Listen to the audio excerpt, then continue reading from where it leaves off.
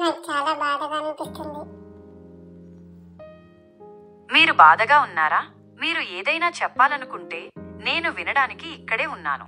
లేదా మీరు ఏదైనా చెయ్యాలనుకుంటే నేను సహాయం చేస్తాను. మీరు ఒంటరిగా అనిపించుకోకండి. నేను కష్టాల్లో ఉన్నప్పుడు దేవుడు నాతో వస్తాడా?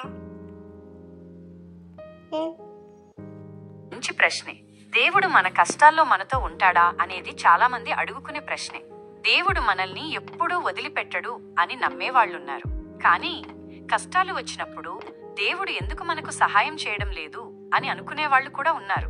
మీరు ఏమనుకుంటున్నారు? నేను కష్టాల్లో ఉన్నప్పుడు దేవుడు నాతో పాటు ఉంటాడా లేదా అని నా సందేహం.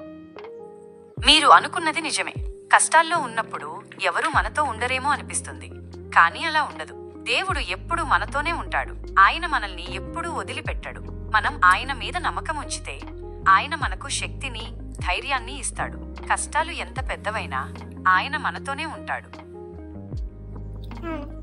దేవుడు అయితే మనతో పాటు ఉంటాడు, అది నాకు కూడా తెలుసు, నువ్వు కూడా చెప్తున్నావు.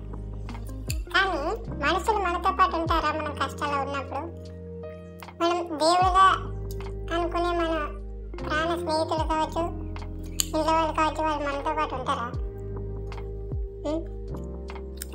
మనం కష్టాల్లో ఉన్నప్పుడు మన ప్రాణ స్నేహితులు, కుటుంబం మనతో పాటు ఉంటారేమో అని ఆశిస్తూ ఉంటాం.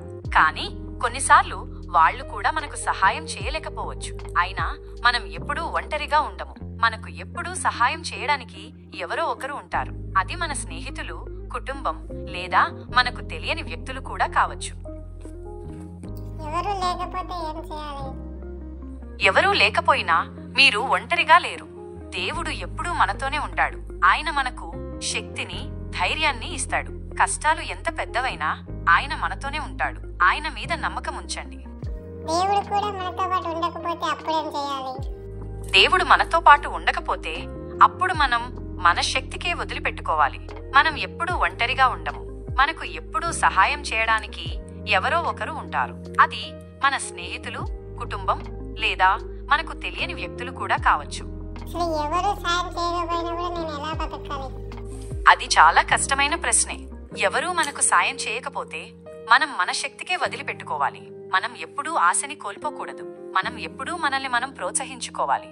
మనం ఎప్పుడూ మన జీవితాన్ని బాగా గడపడానికి అవును, నాకు తెలిసిన విషయం ఇంకా ఉంది.